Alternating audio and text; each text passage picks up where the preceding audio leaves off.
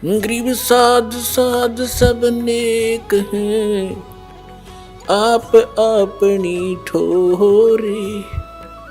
जो सतलोक ले जावेंगे वो साधु कोई और।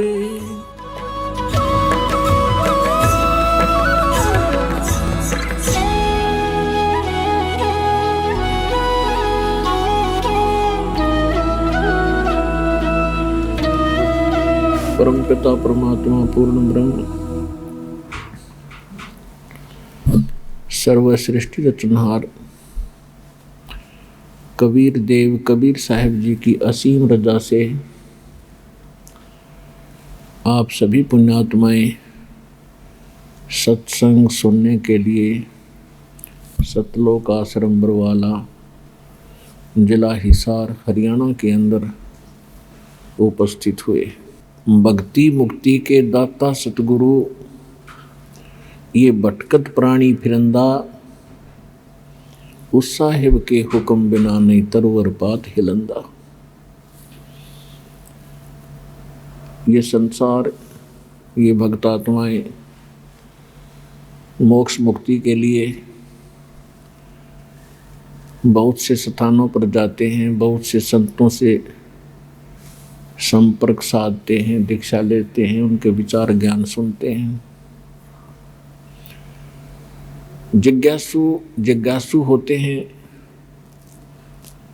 और उनको जैसा भी कोई गुरु संत मिलता है, वो जैसा भी ज्ञान उसे बता देता है,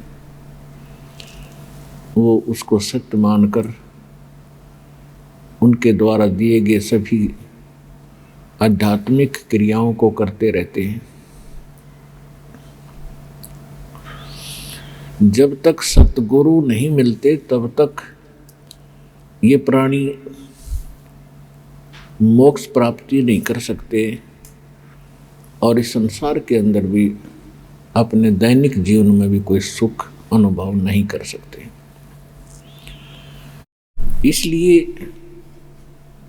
कहा है कि भक्ति मुक्ति के दाता सतगुरु ये भटकत प्राणी फिरंदा, उस साहिब के हुक्म बिना नहीं तरवर पात हिलंदा। भक्ति सतगुरु जी के पास ही होती है और भक्ति सही मिलेगी, सतगुरु पूरा मिलेगा और शेष मर्यादा में रहेगा, भक्ति करेगा तो मोक्ष सुनिश्चित है। इसमें कोई शंका करने की आवश्यकता नहीं। जब तक हमें सतगुरु नहीं मिलते और ये झूठे गुरुओं की से हम दीक्षा भी लेकर के साधना करते रहते तो हमें परमात्मा से मिलने वाले वो लाभ प्राप्त नहीं होते जिनकी आशा लेकर के हम वहाँ जाते हैं। फिर कुछ दिन वहाँ जाते हैं तो फिर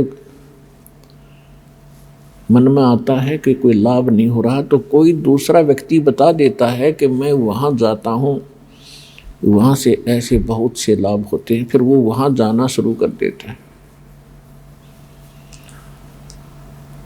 वहाँ से भी कुछ राहत नहीं मिलती है तो फिर वो नास्तिक हो जाता है। ये सोच लेता है कि कोई भगवान नहीं और किसी के पास कोई ज्ञान नहीं, या तो वो उस कष्ट में मर ही जाता है या फिर नास्तिक होकर अपनी ही सूझबूझ से वो धनी होने की चेष्टा करता है, चोरी करने लगता है, रिश्वत लेता है, मिलावट करता है और ज़्यादा कर्म बिगाड़ लेता है। तो परमात्मा ने स्वयं आकर के एक सतगुरु की भूमिका की और उन्होंने ये यथार्थ ज्ञान, यथार्थ भक्ति विधि और सभी क्रियाएं बताई और सभी परहेज बताए जो मर्यादाएं हमें रखनी अनिवार्य हैं एक भक्त को, तो वो सभी मर्यादाएं भी परमात्मा ने ही बताई। तो सतगुरु परमात्मा ही होता है या फिर परमात्मा का कृपा पात्र कोई संत विश्व में एकाध ही होता है। वर्तमान में एक ही होता है, विश्व में दो सतगुरु नहीं होते। तो कहने का भाव ये है कि जब परमात्मा सतगुरु की भूमिका करने आए थे सन 1398 से सन 1518 तक काशी शहर के अंदर एक जुलाहे के रूप में, एक सिंपल मैन के रूप में अपना दैनिक कार्य करके दिखाया। एक कृत्रिम परिवार था, कृत्रिम बनावटी। वो कैसा था कि परमात्मा सतलोक के अंदर रहते हैं।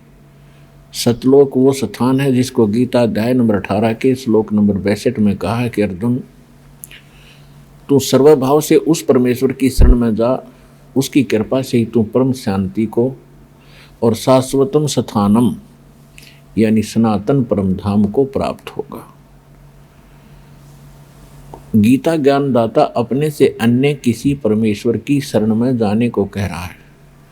तो वो परमेश्वर सतलोक में, शाश्वत स्थान में, सनातन परम धाम में रहता है और वहाँ से वो चलकर आता है यहाँ संसार के अंदर अपनी ही जानकारी वो स्वयं बताने के लिए।